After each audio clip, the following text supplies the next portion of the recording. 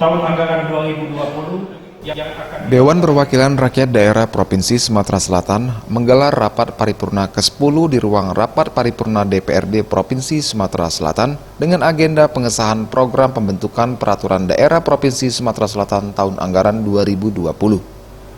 Rapat ini dihadiri Ketua DPRD Provinsi Sumatera Selatan, RA Anita Nuringhati, beserta seluruh anggota Dewan dan Sekda Provinsi Sumatera Selatan Nasrun Umar.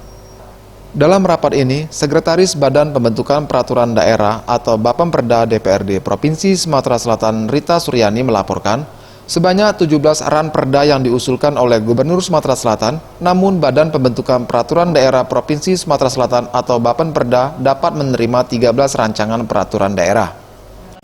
Dewan Perwakilan Rakyat Daerah Provinsi Sumatera Selatan, penjelasan Badan Pembentukan Peraturan Daerah terhadap penetapan program pembentukan peraturan daerah tahun 2020.